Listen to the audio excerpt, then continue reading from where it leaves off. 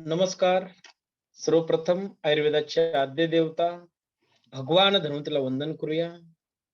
यो विश्वं विदधाति पाति सततं संहारयत तेजसा सृष्ट्वा दिव्यमहोषधींश विविधान् दूरीकरोत्यामयान् बिभ्रान्नो अंजलिना चकास्ति भुवनि पीयूषपूर्णं घटम् तं धन्वन्तरि रूपमिशममलं वंदामहे श्रेयसे वंदामहे श्रेयसे वंदामहे श्रेयसे. भगवान धन्वंतरी को नमन करके हम आज का हमने लेक्चर स्टार्ट किया है. हम प्रमाण टॉपिक हमारा चालू है. प्रमाण के बारे में कल क्या क्या हुआ है, क्या क्या नहीं, आप ही बोलने वाले हैं. जो कुछ हुआ है उसके बारे में हम ब्रीफ रिवीजन करेंगे अभी. तो बताइए, कौन बताएगा?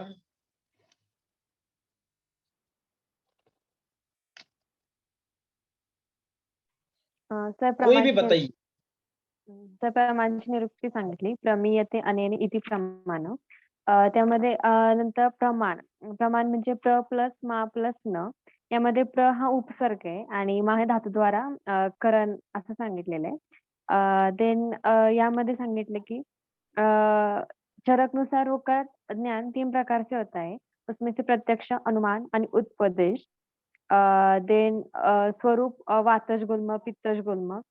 नंतर उसके बाद प्रमाण से हमें शब्द स्पर्श रूप रस गंध इसके बारे में जानकारी मिलती है. देन कॉम्प्लिकेशंस, वृद्धि, क्षय के बारे में भी जानकारी मिलती है. देन प्रत्यक्ष प्रमाण से सभी इंद्रियों में रोगी के शरीर में रहने वाली परीक्षा हम कर सकते हैं. एक्सेप्ट रस छोड़ के सभी इंद्रियों से हम परीक्षा कर सकते हैं. उसमें से स्तोत्र द्वारा परीक्षा का विषय संधि का फूटना, इस तरह. देन चक्षु द्वारा वर्ण, आकार, प्रमाण कैसा है. देन घ्राणेन्द्रिय द्वारा विकृत गंध की परीक्षा कर सकते हैं. देन स्पर्श के द्वारा प्राकृत या विकृत ये जानकारी मिल सकती है. देन अनुमान में हम पाचन शक्ति से अग्नि की परीक्षा कर सकते हैं. देन व्यवसाय से विज्ञान की परीक्षा कर सकते हैं. बल व्यायाम से बल की परीक्षा कर सकते हैं. देन चिंत, विचार आदि के ग्रहण से मन की परीक्षा कर सकते हैं. देन वात पित्त कफ के बारे में बताया. देन प्रमाण में चिकित्सा के लिए प्रत्यक्ष अनुमान प्रमाण से करनी पड़ेगी, ऐसा बताया था. देन अत्पोपदेश प्रमाण, उसमें से तत्र आप अत्पोपदेश नाम अप्तवचनम. जो वरिष्ठ लोग हैं वही हमारे लिए अप्त है, ऐसा बताया था. इसमें से आत्म पुरुष के वचनों को आत्मोपदेश कहा जाता है. देन उसके लक्षण बताए थे. उसमें से रजसतम से जो मुक्त है, जिनकी ज्ञान शक्ति कभी नहीं रुकती, उसे अप्त पुरुष कहते हैं. उसमें से पर्याय शब्द है कि आप्त, शिष्ट आणि विबुद्ध, ऐसा बताया था. Yes, very good, very nice Sakshi. तो प्रमाण हमारा टॉपिक चालू है. प्रमाण एवं परीक्षा. हमने प्रमाण शब्द की निरुक्ति, प्रमाण एवं परीक्षा की व्याख्या, प्रमा प्रमेय एवं प्रमाता की व्याख्या, प्रमाणों की संख्या, चतुर्विध परीक्षा विधि, आयुर्वेदोक्त प्रमाण, त्रिविध प्रमाणों में सभी प्रमाणों का समावेश, परीक्षा एवं प्रमाण का महत्व, प्रयोजन, उपयोग, चिकित्सा में परीक्षा विधि की उपयोगिता, उसके बारे में हमने विस्तार से वर्णन किया है. पहले जो हमारे 4 भाग हुए हैं उसमें सविस्तर वर्णन किया है. जिनके जो 4 भाग जिन्होंने लेक्चर अटेंड नहीं किया है वो यूट्यूब चैनल में जाकर आप और एक बार सुन सकते हैं. आपके लिए ही ये सुविधा उपलब्ध की है कि कोई कभी कभी मिस होता है तो आपको सुलभ हो जाए स्टडी करने के लिए, इसके लिए यूट्यूब चैनल आप देख सकते हो. तो अप्तोपदेश प्रमाण, जो हमने 4 प्रमाण देखे, इंपॉर्टेंट प्रमाण, अप्तोपदेश, प्रत्यक्ष, अनुमान और युक्ति. तो आप्तोपदेश प्रमाण हमने स्टार्ट किया है। आप्त उपदेश, आप्त यानी वरिष्ठ लोग, उन्होंने जो सिद्धांत, जो मेहनत करके कुछ पॉइंट निकल कर रखे हैं, तो जैसे जैसे होंगे वैसे ही इंप्लीमेंटेशन करो। कोई भी आप देखिए, कोई भी इंडस्ट्री होती है, कोई सिद्धांत होता है, तो उसी तरह वो काम चालू रहता है आगे तक, जब तक उसमें कोई रिसर्च नहीं होता। तो आप तो उपदेश, जैसे वात के गुण बताए, तत्र रुक्ष लघु शीत खर सूक्ष्म चल अनिल, तो यही गुण आपने ने बताए हैं, मान्य करने पड़ेंगे, क्योंकि आपने कुछ रिसर्च किया होगा तो आप बोल सकते हैं। जब आपको पता नहीं तो मानना पड़ेगा कि वात रुक्ष है, लघु है, शीत है, खर है, सूक्ष्म है, चल है। वैसे ही कफ के गुण है, वैसे ही पित्त के गुण। तो आप तो उपदेश, तो हमने आप्तोपदेश के लक्षण देखे थे पिछले लेक्चर में। तत्र आप्तोपदेशो नाम आप्त वचनम, आप्त पुरुष के वचनों को आप्तोपदेश कहा जाता है। आप्तोपदेश, प्रत्यक्ष और अनुमान, इन तीन परीक्षाओं में सर्वप्रथम आप्तोपदेश से ज्ञान होता है। तत्पश्चात प्रत्यक्ष और अनुमान से ज्ञान होता है। यदि पहले किसी वस्तु का उपदेश न किया जाए तो प्रत्यक्ष और अनुमान से किसकी परीक्षा की जाएगी? इसलिए ज्ञान संपन्न व्यक्ति के लिए आप्तोपदेश, प्रत्यक्ष और अनुमान, यह तीन परीक्षाएं हैं। तो आप तक के लक्षण हमने पिछले लेक्चर में देखे। रजस्तमोभ्याम निर्मुक्ता, रजस्तमोभ्याम निर्मुक्ता तपो ज्ञान बलेन ये एषाम त्रिकाल अमलम, त्रिकालम अमलम ज्ञानम अव्याहतम सदा। अप्ताः शिष्टा विबुद्धास्ते तेषां वाक्यम असंशयम सत्यम वक्षन्ति ते कस्मात् सत्यम निर्जस्तमः। तप और ज्ञान के बल से जो रज और तमस से मुक्त हो गए हैं, जिनको सदा त्रिकाल का अर्थात भूत भविष्य वर्तमान का ज्ञान निर्बाध रूप से होता रहता है, और जिनकी ज्ञान शक्ति कभी नहीं रुकती, ऐसे व्यक्तियों को आप्त, शिष्ट तथा विबुद्ध कहा जाता है। इन आप्त पुरुषों के वचन संदेश रहित होते हैं, वे सदा सत्य की बोलते हैं। रज और तमस से शून्य होने पर वे असत्य बोलेंगे ही क्यों? तो आप्त के जो लक्षण है चरक संहिता के अनुसार, कि जो आप्त व्यक्ति होते हैं, जो ज्ञानी व्यक्ति होते हैं, जो ऋषि होते हैं, वो रज और तमस से मुक्त होते हैं। सत्वय मन का गुण है और रज और तमय मन के दोष है, तो हमने भी सात्विक होने का प्रयास करना चाहिए। उनको सदा त्रिकाल ज्ञान होता है, भूत भविष्य वर्तमान का ज्ञान जिसे होता है उसे आप्त कहते हैं। जिनका ज्ञान निर्बाध स्वरूप से होता है, निर्बाध रूप से होता है, कोई बाधा नहीं होती, और जिनकी ज्ञान शक्ति कभी नहीं रुकती, ऐसे व्यक्तियों को आप्त, शिष्ट तथा विबुद्ध कहा जाता है। इन आप्त पुरुषों के वचन संदेश रहित होते हैं, वाक्यम असंशयम सत्यम वक्षन्ति ते कस्मा सत्यम निर्जस्तमः, वे सदा सत्य ही बोलते हैं, और रज और तम से जो शून्य होने पर वो असत्य क्यों बोलेंगे? तो वही है आप्तोपदेश। आचार्य चक्रपाणी का मत आगे आया है। आप्तोपदेश हम आज क्या देखने वाले हैं? आप्तोपदेश के लक्षण अभी देखे, आप्त के लक्षण हमने देखे, आप्तोपदेश के भेद देखने वाले हैं, और आप्तोपदेश के आयुर्वेद में उपयोगिता। ध्यान से सुनिए। आचार्य चक्रपाणी का मत, निर्मुक्ताः,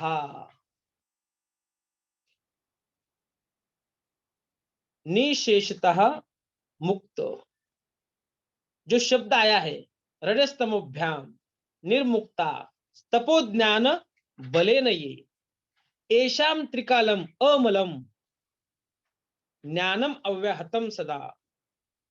इसमें जो निर्मुक्ता शब्द आया है, निशेषतः मुक्त, और मुक्त होते हैं सभी, जो भी अच्छा करना है उसमें वो रत होते हैं, बाकी के विचारों से वो मुक्त हो जाते हैं। अमलम, अमलम यानी शब्द यथार्थ ग्राह्य होने से कहा गया है। निरजस्तमाह, ऐसा शब्द आया है। निरजस्तमाह तमप प्रत्यांत शब्द है।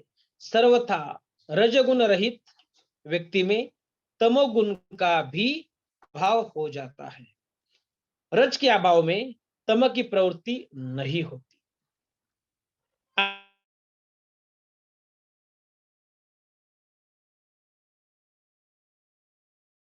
आप शब्द आया है, रजवत्तम रूप दोषों का क्षय होना आपत्ति कहा जाता है।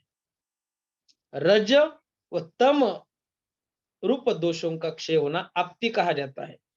इन गुणों से युक्त होना अर्थात जिनमें रज और तम रूप दोषों का क्षय हो, ऐसे पुरुषों को आप्त कहा जाता है।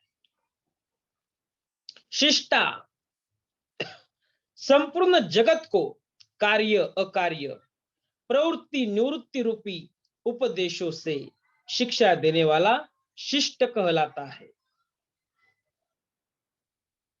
विबुद्ध, जिसने विषय का विशेष ज्ञान प्राप्त किया है उसे विबुद्ध कहा जाता है। विबुद्ध, जिसने विषय का विशेष ज्ञान प्राप्त किया है उसे विबुद्ध कहा जाता है। अपता ही वितर्क स्मृति विभाग विदो निष्पृत्युपताप दर्शनस्य तेषाम एवं गुण योगाद वचनम तत्प्रमाणम। चरक विमास्तान में श्लोक आया है, आप्त पुरुष वितर्क रहित निश्चित ज्ञान वाले, स्मरण ज्ञान संपन्न तथा कार्य और अकार्य के विभाग को जानने वाले होते हैं। वे किसी भी प्राणी के प्रति प्रीति उपताप नहीं रखते। उनके इन गुणों से युक्त होने से उनके वचनों को प्रमाण माना जाता है। आप्त पुरुष वितर्क रहित अर्थात निश्चित ज्ञान वाले, वाक्यम असंशयम, संदेह नहीं करना है। जैसा महाभारत में युधिष्ठिर थे, सत्य वचने, कोई भी कुछ सत्य है या असत्य है पूछने के लिए कोई व्यक्ति था सत्य बोलने वाला, तो युधिष्ठिर था। तो निश्चित ज्ञान वाले, स्मरण ज्ञान संपन्न तथा कार्य और अकार्य के विभाग को जानने वाले होते हैं। वे किसी भी प्राणी के प्रति प्रीति उपताप नहीं रखते, प्रीति ही नहीं रखते और उपताप भी नहीं रखते। उनके इन गुणों से युक्त होने से उनके वचनों को प्रमाण माना जाता है।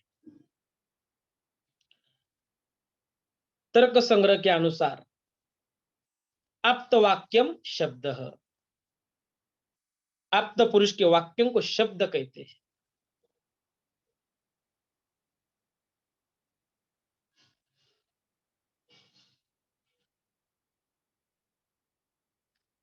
आप्त पुरुष के वाक्यों को शब्द कहते हैं। जो भी वो बोलते हैं वो सभी हमें उपदेश करने वाले होते हैं। हमारे संत तुकाराम महाराज ने एक संतों की व्याख्या की है, संतों के बारे में बताते हैं। भक्त ऐसे जाना जे देही उदास, गेले आशा पाश निवारुनी, विषय तो त्यांचा झाला नारायण, विषय तो त्यांचा झाला नारायण। तो भक्त ऐसे जाना जे देही उदास, भक्त उसे कहते हैं जो उदास रहते हैं। गेल्या आशा पाश निवारुनी, जी हाँ बताया है, किसी भी प्राणी के प्रति प्रीति उपताप नहीं रखते। उदास होऊन, निर्गुण होऊन, निर्गुण रहित होऊन, निर्मुक्तपणे जो संचार करते हैं वही आप्त है। आप्त वाक्यम शब्द, आप्त पुरुष के वाक्यों को शब्द कहते हैं। उनकी जो भी उपदेश, सहज बोलने हितोपदेश करुणी सायास शिकविती। संतों का उपदेश, सहज बोलना ही उपदेश होता है। ऐसा संत तुकाराम महाराज ने जो एक अभंग में कहा है, सहज बोलने हित उपदेश, वो सहज ही बोलते हैं लेकिन हमारे हित के लिए होता है। समझ में आया? तो आप्त वाक्यम शब्द, आप्त पुरुष के वाक्यों को शब्द कहते हैं। न्यायवर्तिक के अनुसार आप्तोपदेश शब्द, आप्त पुरुष के उपदेशों को शब्द प्रमाण कहते हैं। आप्त पुरुष के उपदेशों को शब्द प्रमाण कहते हैं। शब्द, संत तुकाराम महाराज एक जगह इस अभंग में कहते हैं, आम्हा घरी धन शब्दांचीच रत्ने, शब्दचीच शस्त्र यत्न करू, शब्दची आमुच्या जीवाचे जीवन, शब्द जन धन लोका वाटू। आम्हा घरी धन शब्दांचीच रत्ने, आप्तोपदेश शब्द। जो आप्त होते उनके पास शब्द ही धन होता है। उनका एक ज्ञान, उनका एक उपदेश हमारे जीवन का एक मार्ग, अच्छा मार्ग बदल देता है। तो ऐसा आर्य चाणक्य ने चंद्रगुप्त को राजा किया, सिर्फ ज्ञान दिया, चाणक्य नीति दी और वो राजा बन गया। तो आम्हा घरी धन शब्दांचीच रत्ने, शब्दाचीच शस्त्र यत्न करू। आमच्याकडे जे धन आहे फक्त शब्द आहे, शब्द हेच यज्ञ आहे। आम्हा घरी धन शब्दांचीच रत्ने, शब्दाचीच शस्त्र यत्न करू, शब्दाची आमुच्या जीवाचे जीवन, शब्द हेच आमचं जीवन आहे। शब्द जन धन लोका वाटू, इस दुनिया को हम सिर्फ शब्द ही बेचने वाले, फ्री में। शब्द जन धन लोका वाटू, शब्द हेच धन आम्ही लोकांना वाटू। जितने भी संत हो गए, जितने भी थोर पुरुष हो गए, उन्होंने मन पे ऊपर ही ध्यान कॉन्सेंट्रेट किया है, सिर्फ अच्छा उपदेश किया है। जो आयुर्वेद शास्त्र भी कहता करता है, आचार रसायन, आचरण ऐसा अच्छा होना चाहिए, विचार अच्छे होने चाहिए। उनको पता था कि मन अच्छा जिसका होगा वो अच्छा ही कार्य करेगा। तो सभी थोर पुरुष ने, संत ने, आप्त ने मन के ऊपर ज्यादा फोकस किया था। मन सुंदर निर्मल बनाओ, शुद्ध भाव ज्याचे गाठी, त्यासी लाभ उठा उठी, असं संत तुकाराम महाराज सांगितलेलं आहे। जिसके पास शुद्ध भाव होता है उसको लाभ ही लाभ होता है। आयुर्वेद शास्त्र में कहा है, लाभो पायो ही शस्ता नाम, स्वस्थ से ऊर्जस्क्रम तद इति रसायनम। रसायन किसे कहते हैं? स्वस्थ व्यक्ति को स्वस्थ रखने वाले, ऊर्जा प्राप्त कर देने वाले, उसे रसायन कहा है। आपके जो आयुर्वेद के अष्टांग बताए हैं, काय बाल ग्रह ऊर्ध्वांग शल्ला दृष्टान जरा उर्शान, जरा उर्शान, जरा यानी जरा के लिए जो अष्टांग बताया है उसमें जरा यानी रसायन चिकित्सा बताई है और वाजीकरण चिकित्सा बताई है। तो रसायन और वाजीकरण ने भी अष्टांग एक भाग बताया है। यहाँ आप्तवाक्यम शब्द, आप्तोपदेश शब्द न्यायवार्तिक कहते हैं। आप्त पुरुष के उपदेशों को शब्द प्रमाण कहते हैं। यही तक हमने आप्तोपदेश के लक्षण, आप्त के लक्षण देखे। अगला पॉइंट है आप्तोपदेश के भेद, टाइप्स ऑफ आप्तोपदेश।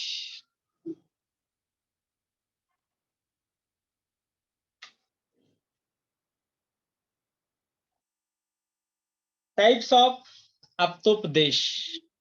आप्तोपदेश के दो भेद हैं। लिखो, आप्तोपदेश के दो भेद हैं। एक लौकिक आप्तोपदेश, एक अलौकिक आप्तोपदेश। लौकिक आप्तोपदेश, एक अलौकिक आप्तोपदेश।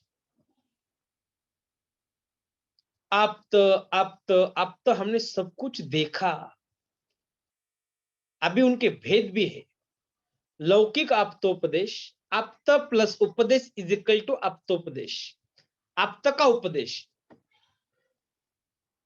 तो लौकिक आप्तोपदेश किसे कहते हैं और अलौकिक आप्तोपदेश किसे कहते हैं? देखिए, लौकिक आप्तोपदेश लौकिक पुरुषों के वाक्यों को लौकिक आप्तोपदेश कहते हैं। लौकिक पुरुषों के वाक्यों को लौकिक आप्तोपदेश कहते हैं। अलौकिक आप्तोपदेश श्रुति या वेद के वाक्यों को अलौकिक आप्तोपदेश कहते हैं। श्रुति या वेद के वाक्यों को अलौकिक आप्तोपदेश कहते हैं। अब ये लौकिक क्या है, अलौकिक क्या है, सुनो। अब यहां आप्त शब्द से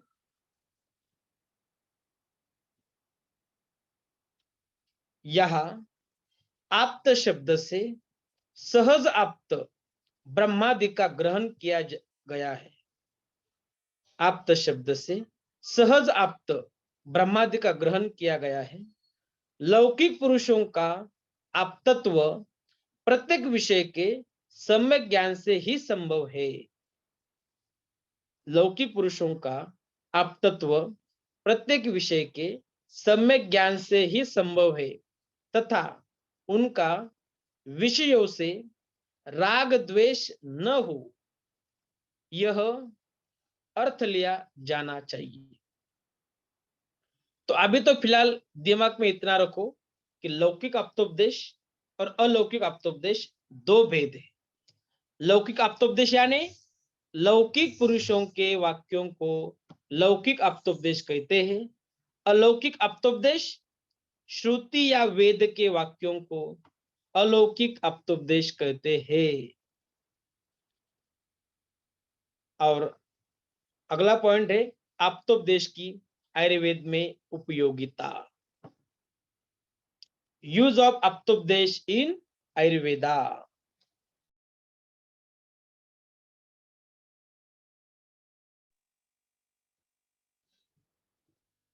वैद्य रोगों की परीक्षा के लिए उपदेश करते हैं। वैद्य रोगों की परीक्षा के लिए हमें रुग्ण का परीक्षण करना है, तो हमारे जो वैद्य होते हैं तो हमें उपदेश करते हैं, यानी आप्तोपदेश। एक एक रोग की परीक्षा करते समय हमने पिछले लेक्चर में देखा, एक एक रोग की परीक्षा करते समय वह ऐसी प्रकोपनों वाला, ऐसी प्रकृति वाला, ऐसे कारणों वाला, ऐसे स्वरूप वाला, ऐसे स्थान वाला, ऐसी वेदना वाला, ऐसे शब्द स्पर्श रूप रस और गंध वाला, ऐसे उपद्रव वाला, ऐसे वृद्धि स्थान और क्षय वाला, ऐसे भविष्य वाला, ऐसे नाम वाला, ऐसे योग वाला है, इस प्रकार जानना चाहिए। इस रोग में इसे दूर करने के लिए इस प्रकार की चिकित्सा होगी, ये आप्तोपदेश से जानी जाती है। आचार्य चरक ने आयुर्वेदोक्त 3 प्रमाणों में आप्तोपदेश को प्रधानता दी है। कोई भी मार्ग में जाना है, इस मार्ग का अभ्यास जिसके पास है उनसे ज्ञान लेकर उस मार्ग में चलो, और वो ज्ञान इंपॉर्टेंट होता है, इसलिए आप्तोपदेश सभी प्रमाण में प्रधान है। एप्लीकेशन ऑफ आप्तोपदेश in research. Apta means learn, credible persons.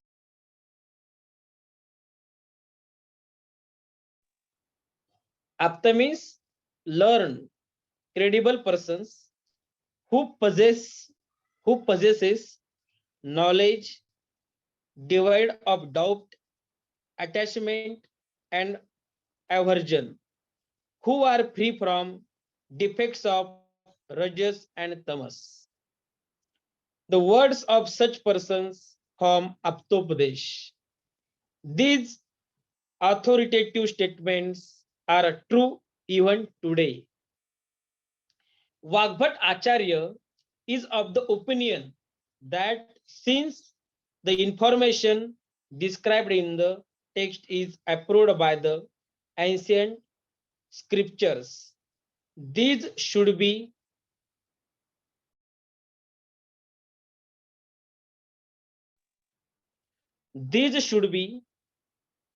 administered without discussion. Ashtang Hruday, Uttar Tantra 40. From those questions, one should not consider that Ayurvedic medicines have no evidence base. Ayurveda has adopted scientific methods to research for truth in the form of praman. The authoritative statement were the source of research to various ancient acharya. One of these statements is Medakshe Pilahurdi, enlargement of spleen with the depletion of Medo Dhatu. This statement was considered as Naidu's for research by Acharya Arun Datta, and he tried to research for its cause and effect or explanation.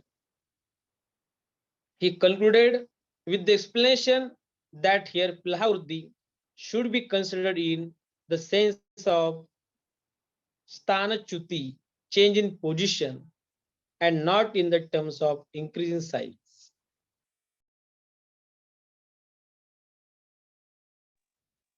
अभी application of अप्तोपदेश in research, अब एक example दिया था इस अभी जो मैंने English में बताया कि मेदक क्षय का लक्षण पिलहा ऊर्ध्वी बताया है।